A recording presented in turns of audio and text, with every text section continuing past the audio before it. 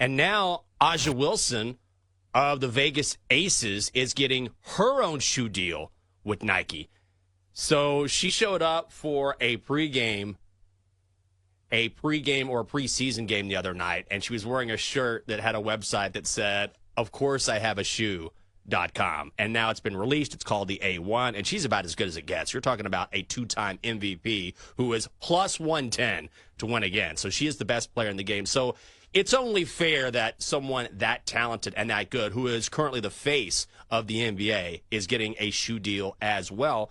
But these are stories like Aja Wilson getting a shoe deal, like Caitlin Clark getting a shoe deal, like Caitlin Clark's debut, like the fact that Caitlin Clark is playing with last year's Rookie of the Year, Aaliyah Boston. These are things that personally I probably would not have known a few years ago because I wasn't paying a whole lot of attention to the NBA besides the massive names like the classic Sue Bird or maybe Sabrina Ionescu, some of these names that we know. But you can see the momentum building.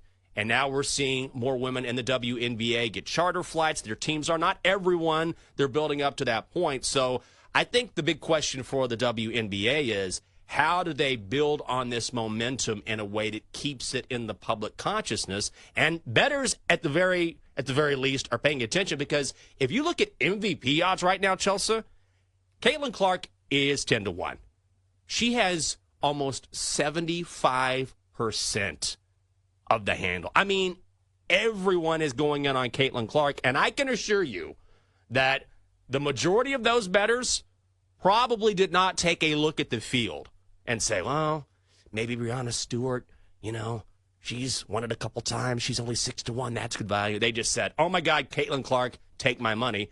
And that's not necessarily a bad thing.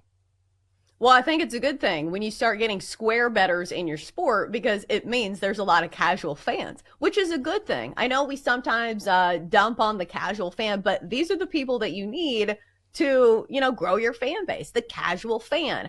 But I think one aspect that the WNBA has over the NBA is the fact that we see a lot of these stars in college. And look at the big names in the WNBA. It's all the girls all the women, that we followed in college basketball. The NBA is a little different like that because the best players in college basketball on the men's side don't always go to the NBA, and they don't always, the carryover isn't always there. But this is almost like college football. You see the guys who are starring in college football and immediately they go to the NFL. So you already have that built-in interest, and some of the rivalries are already there. So I think that helps the WNBA a lot.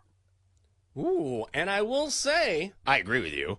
And also, the Sun are getting money. That surprises me. The Sun are now 6.5, up from 5.5.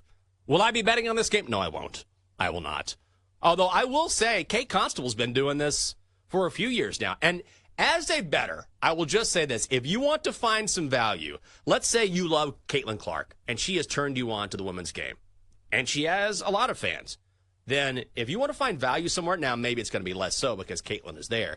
But it's one of those markets that you can actually find some serious value on because there's not as many bettors in that market as there is in, say, the NBA, which is a much larger market. So I don't know.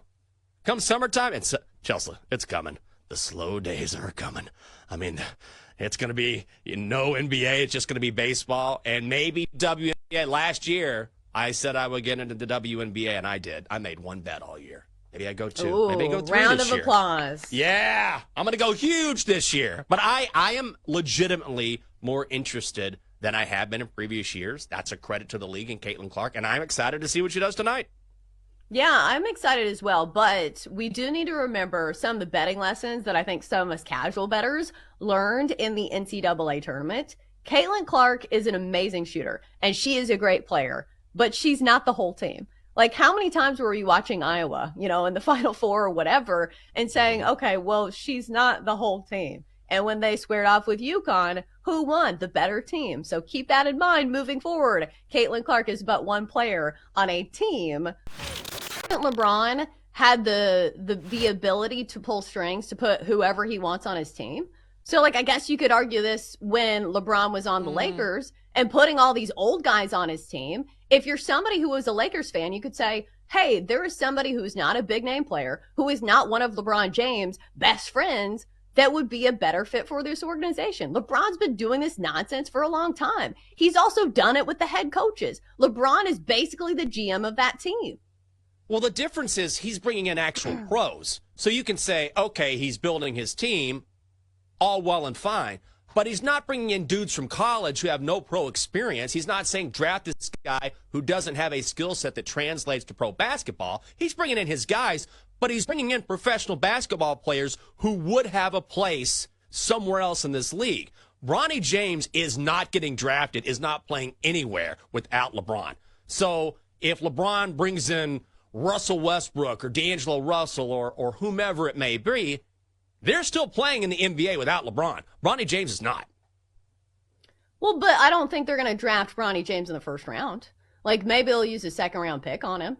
But this is just a move to placate LeBron James. And if you're trying to keep one of the best basketball players, and we need to preface this, LeBron James is still playing at an extremely high level of basketball. In fact, when it comes to his shooting splits, he's shooting better than ever. So if you have to do something to keep your superstar on your team, teams do this all the time. Like, you've got to keep your superstars happy. I get that, but it's different. It is different. Keeping your superstar happy and saying, okay, I like this head coach or I like this player is different than keeping someone off a professional roster as opposed to someone who has no business being there. Like, I think we're conflating two things that are a little bit different because players do this all the time, right?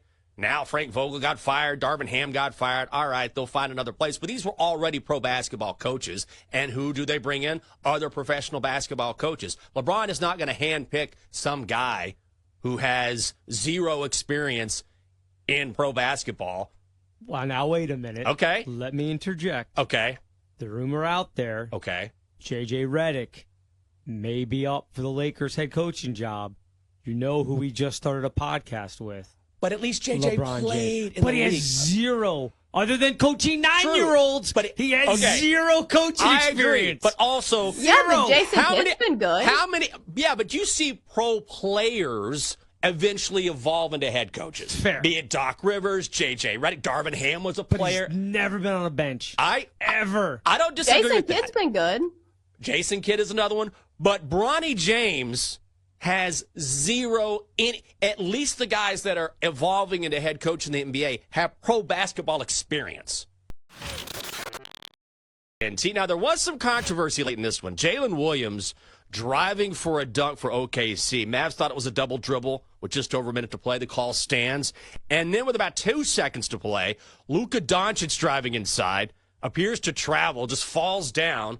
Kind of a ghost call there. He goes to the line, makes only one of two shots. So the Mavericks could have made it close. Luka couldn't tie it. The Thunder pull away at the very, very end. And now we're headed back to OKC. And Luka, like we talked about yesterday, does not look 100%.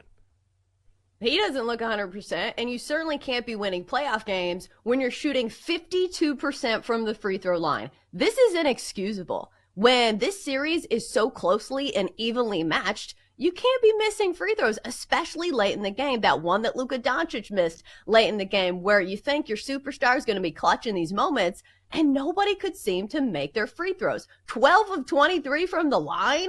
They need to be running sprints after this game. I don't know what came across the Mavs in this one, but if you don't make your shots and you don't make your free throws, you're not going to win a game in the playoffs. It's just not going to happen.